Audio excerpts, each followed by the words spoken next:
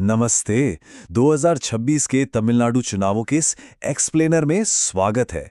आज हम उस ऐतिहासिक उलटफेर को डिकोड करने वाले हैं जिसने राज्य की राजनीति का पूरा नक्शा ही पलट कर रख दिया है। पूरे 50 साल, जी हां, आधी सदी तक राज्य की राजनीति पर सिर्फ दो मुख्य पार्टियों का ही कब्जा रहा, लेकिन अब दशकों पुराना वो स्टेटस को पूरी तरह से टूट चुका है, एकदम नाटकीय तरीके से। इस पूरी लहर का चेहरा कौन है? अभिनेता से नेता बने विजय और उनकी बिल्कुल नई पार्टी तमिझागावित्री कड़गम यानी टीवीके। इसे ही टीवीके लहर कहा जा रहा है और इसने सच में वो कर दिखाया है जो पहले नामुमकिन माना जाता था। 35% वोट शेयर किसी भी नई पार्टी के लिए यह राज्य के इतिहास का सबसे बड़ा आंकड़ा है। इसने तो दिग्गज नेताओं के पिछले सारे ऐतिहासिक डेब्यू रिकॉर्ड्स भी तोड़ दिए हैं।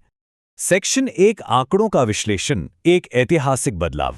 चलिए सीधे उन नंबर्स पर चलते हैं जिन्होंने पूरे देश को चौंका दिया है। सीटों का बंटवारा सच में अविश्वसनीय रहा है।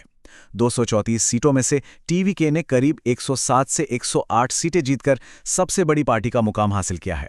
वहीं सत्ताधारी डीएमके 60 से 73 सीटों पर सिमट गई और एआईडीएमके 46 से 53 सीटों के साथ बहुत पीछे तीसरे नंबर पर रह गई। लेकिन असली ट्विस्ट यहां है। बहुमत का जादू आंकड़ा है 118।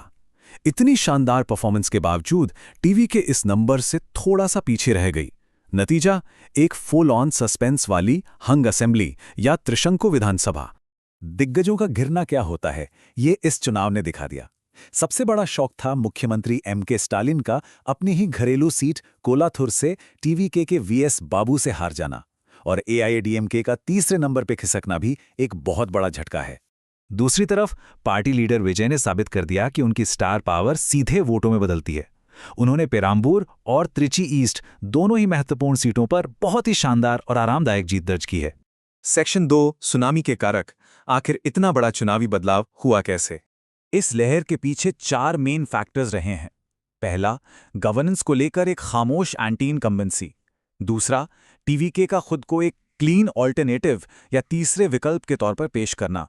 तीसरा, युवाओं और फर्स्ट टाइम वोटर्स की नाराजगी को समझना। और चौथा, शहरी इलाकों में टीवीके का भारी दबदबा।